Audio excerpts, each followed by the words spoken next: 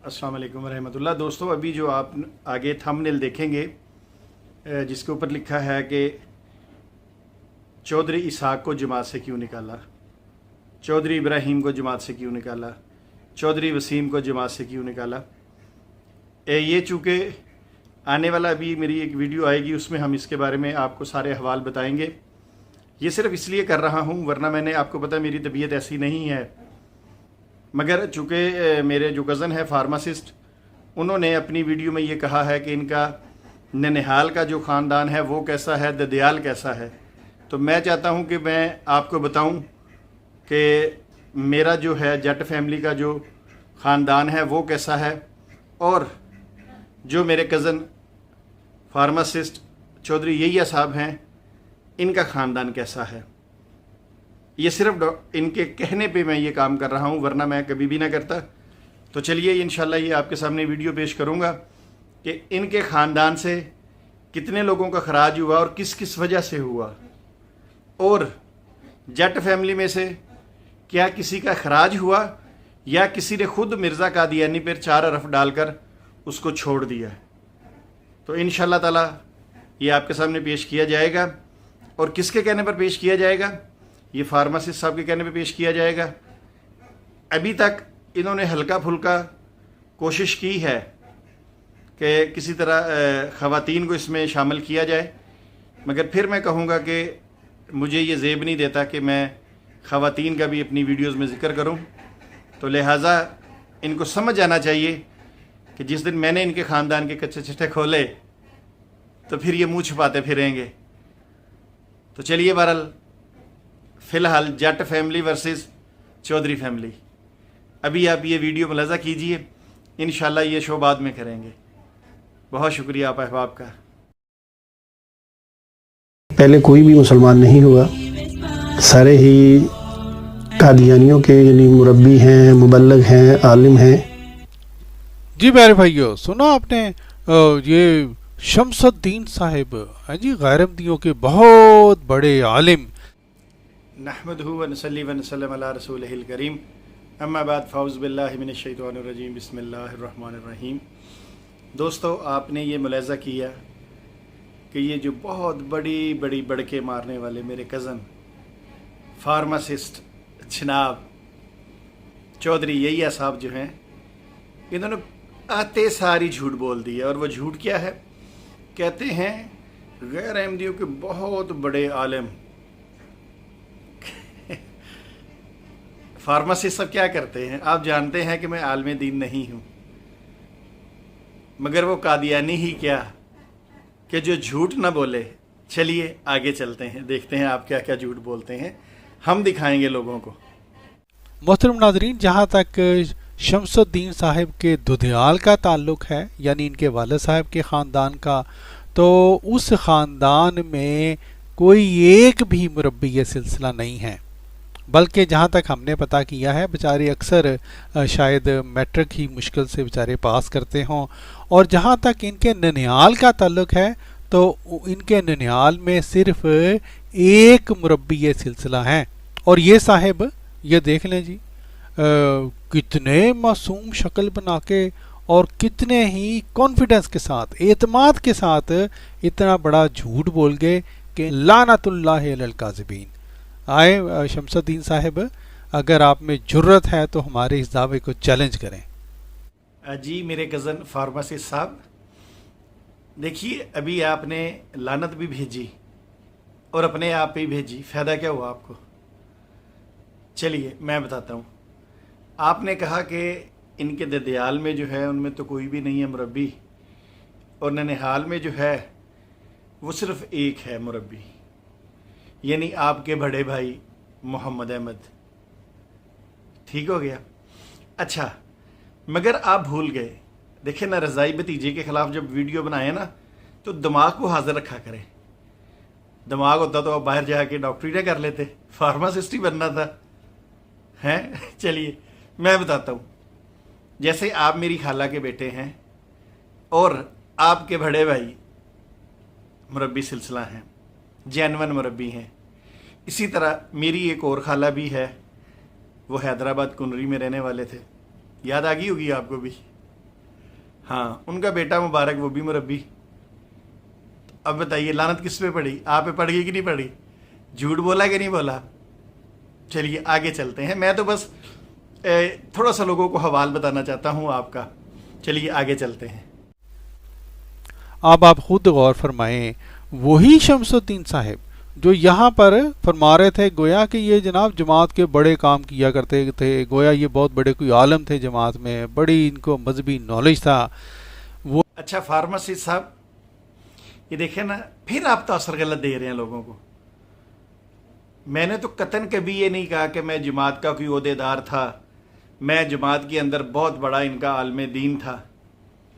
میں تو ہمیشہ یہی کہتا رہا کہ جس طرح ہر قادیانی جماعت کی خدمت کا جذبہ رکھتا ہے، جب میں قادیانی تھا میں بھی رکھتا تھا. اب دیکھیں نا، آپ کوئی عالم تو ہے نہیں مگر جماعت کی خدمت کرنے کا جذبہ آپ کے اندر موجود ہے. بے شک سارے جہان سے چھتر پڑتے ہیں وہ علیحدہ بات ہے، مگر جذبہ تو ہے نا. اسی طرح میں بھی. مگر اب آپ کیا تاثر دے رہے ہیں؟ وہ جیسے شمس الدین جماعت کا بڑا عہدیدار تھا. توبہ استغفار توبہ استغفار. مجھے اللہ نے شروع سے ہی اس فتنے سے بچائے رکھا، شر سے بچائے رکھا. تو چلیے آگے چلتے ہیں. مختصر جواب دوں گا، زیادہ نہیں، جو آپ برداشت کر سکیں. وہی شمس الدین صاحب 35 سال کے جب ہو گئے تھے تب تک انہوں نے پیارے بھائیوں یہ حدیث مبارکہ نہیں پڑھی تھی. یہ خود اقرار کر رہے ہیں. ٹھیک ہے جی. جس دن یہ حدیث مبارکہ پڑھی، یہ دیکھیں جی حدیث نمبر 666. ٹھیک ہے جی. اور یہ جلد نمبر 2، یہ دیکھیں جلد 2.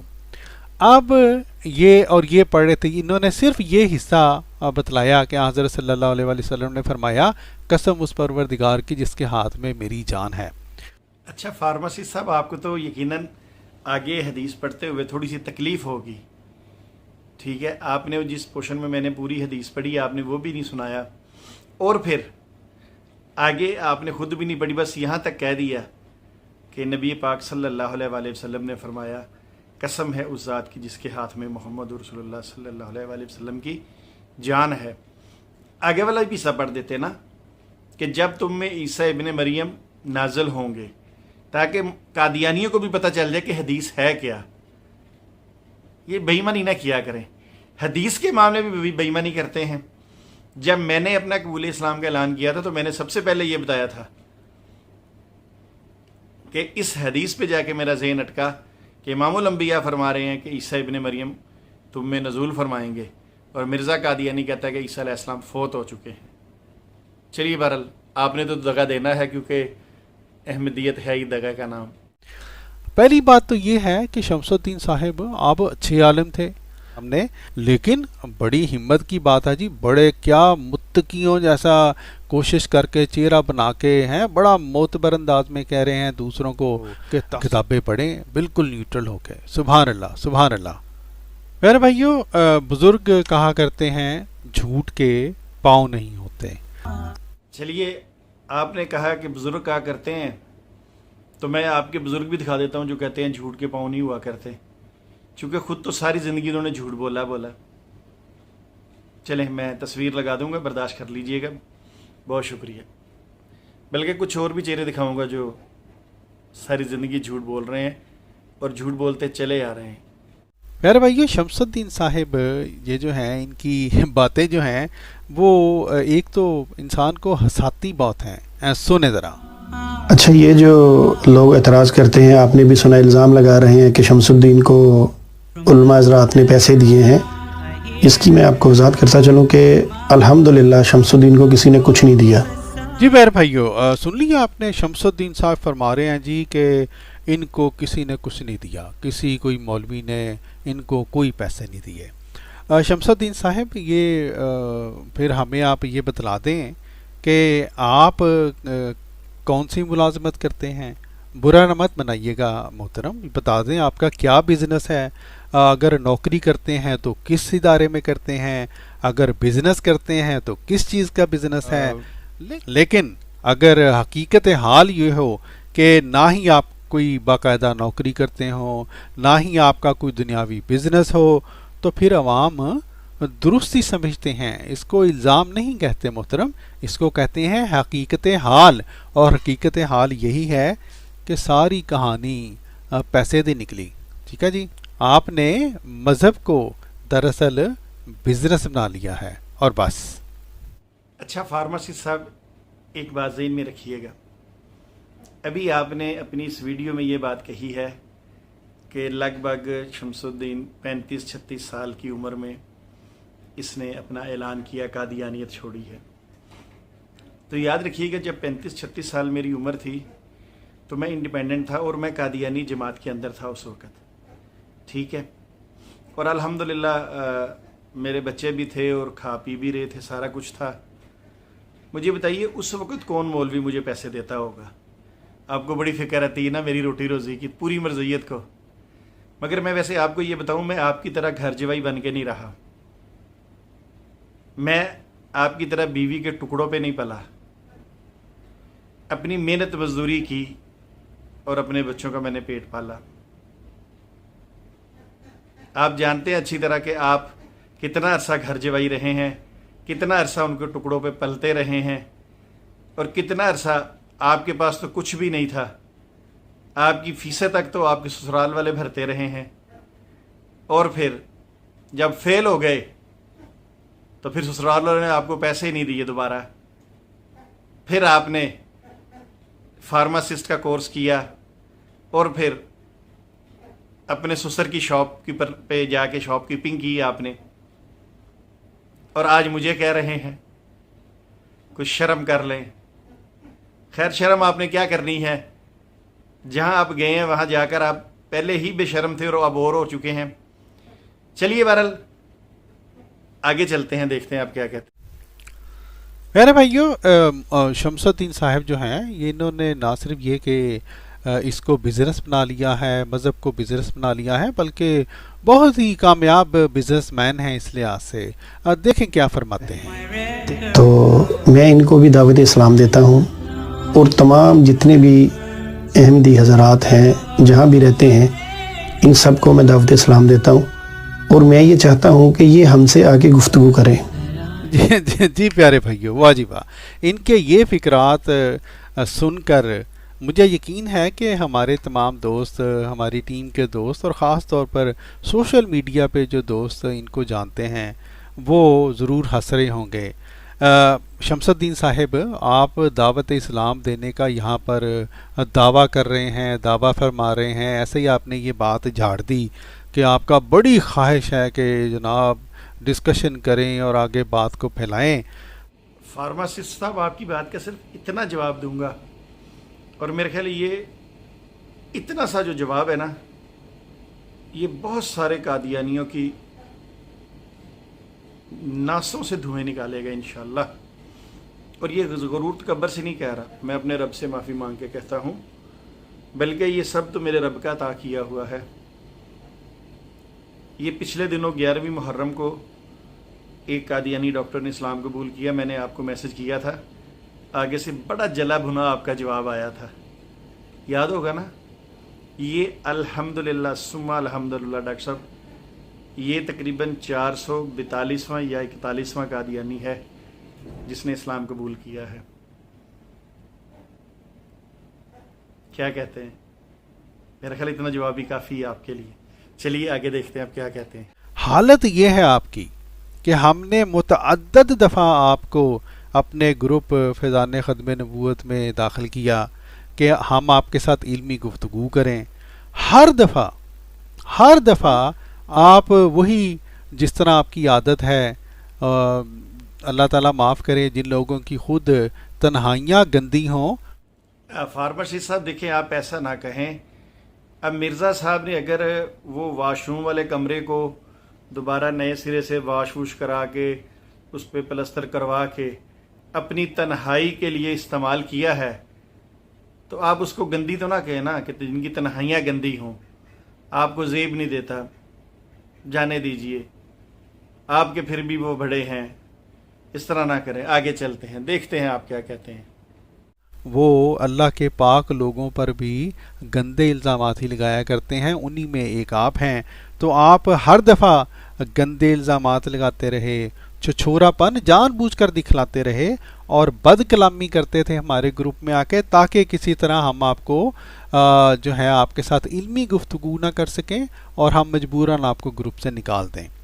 और इसके अलावा सारी दुनिया जानती है कि मुख्तलिफ मौज़ूआत पर आप हमारे से दौड़े हुए हैं, हमारे साथ हम आपको कह रहे हैं कि आप मनाजरा करें, सनाउल्लाह अमृतसरी वाले मनाजरे से आप दौड़े हुए हैं, हत्ते के ईसा के इल्ज़ाम वाले मनाजरे से आप दौड़े हुए हैं। अभी रिसेंटली हमने उस बारे में वीडियो अपलोड की थी और ये सिर्फ मेरे साथ है, और ना जाने किस किस अहमदी जो है हमारे मनाजर से आप दौड़े हुए हैं।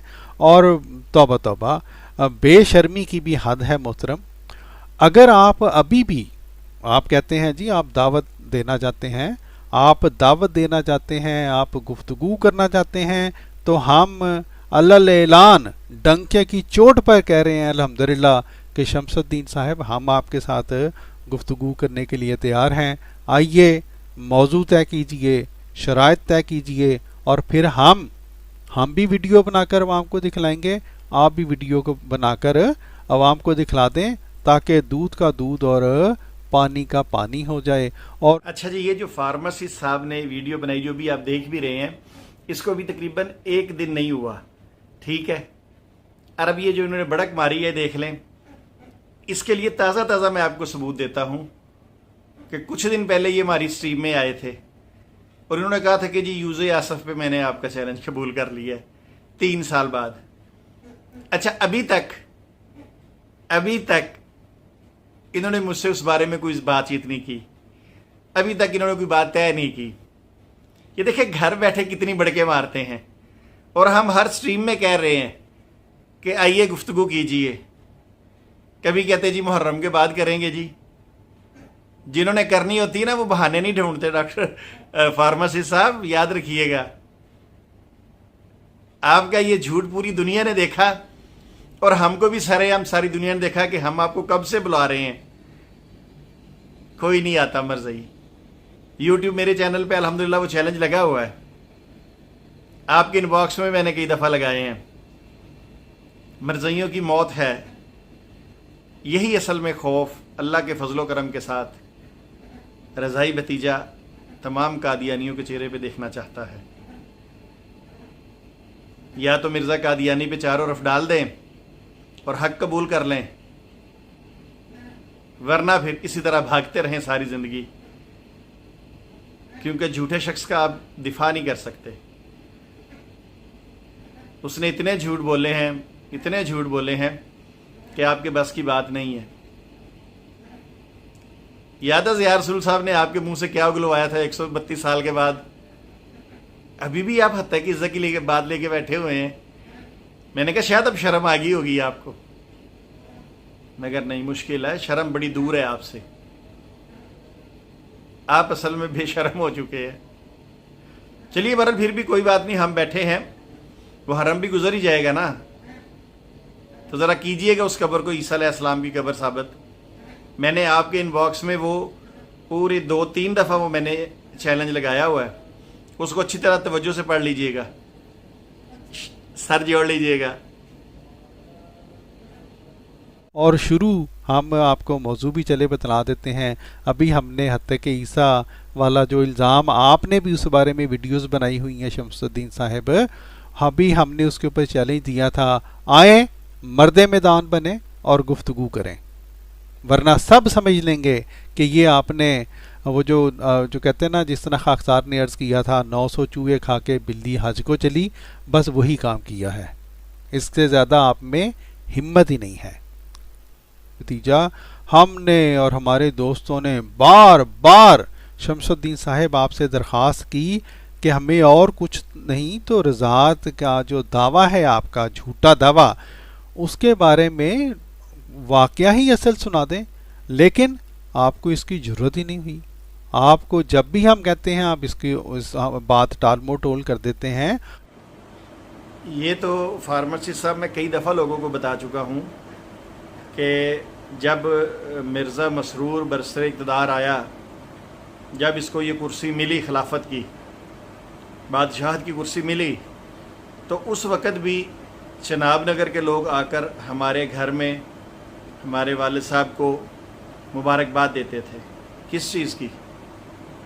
اس چیز کی کہ آپ کا بھائی جو ہے، رضائی بھائی جو ہے، یہ خلیفہ بن گیا ہے. اس کے علاوہ بھی میں نے آپ کو بتایا کہ یہ مجھے میرے والد صاحب نے بات بتائی تھی کہ میں نے ان سے پوچھا، میں نے کہا ابا جی آپ نے کس طرح دودھ پی لیا؟ کیا اس وقت مرزا مسرور صاحب کی جو والدہ ہیں ان کے گھر میں بھی کوئی بچہ بچی پیدا ہوا ہے؟ تو انہوں نے مجھے کہا کہ مرزا مسرور کی جو بڑی بہن ہے احمد القدوس، یہ مجھ سے تقریباً 1.25 مہینہ بڑی ہے. تو میرا خیال ہے آپ کو پتہ چل گیا ہوگا، مگر یہ بات میں نے تو بہت عرصہ پہلے ہی لوگوں کو بتا دی تھی. تو وہ پھر اس طرح جب دادی لے کے گئیں میرے والد صاحب کو ان کے ہاں، تو وہ کہیں اندر سے نہا کے نکلی تھی، تو انہوں نے دادی سے کہا کہ ذرا میری بیٹی پکڑاؤ، میں اس کو دودھ پلاؤں. تو دادی نے اٹھا کے اپنا بیٹا پکڑا دیا، یعنی میرے والد صاحب پکڑا دیے کہ بی بی برکت والا دودھ ذرا اس کو تو پلائیں. تو اب آپ نے دیکھا برکت والے دودھ سے کیا رزلٹ نکلا ہے. اچھا ویسے مجھے یہ بتائیے، آپ کے مرزا مسرور صاحب اس کا انکار کیوں نہیں کرتے؟ اگر وہ اتنے بڑے لیڈر ہیں، پوری دنیا کے ان کے پاس کیس جاتے ہیں، یہ بھی گیا ہوگا، وہ انکار کر دیں کہ نہیں بھی یہ جو شمس الدین ہے یہ جھوٹ بول رہا ہے. مگر وہ انکار نہیں کر سکتے نا، چونکہ آدھا چناب نگر جانتا ہے اس بات کو کہ بھئی یہ آپس میں ان کا رضاعت کا رشتہ ہے. اور اگر وہ انکار کریں گے تو آدھا چناب نگر اب جان جائے گا کہ مرزا مسرور صاحب اب جان چھڑانے کے لیے جھوٹ بول رہے ہیں، اس لیے وہ بیچارے پھنسے ہوئے ہیں. ہمیں تو لوٹ لیا، ٹھیک ہے جی، گورے گورے گالوں نے، کالے کالے بالوں نے. ٹھیک ہے، اب میرا خیال ڈاکٹر مسیح صاحب آپ کو سمجھ آ گئی ہوگی. بہت شکریہ. باقی باتوں کا جواب انشاءاللہ نیکسٹ ٹائم پھر دیں گے.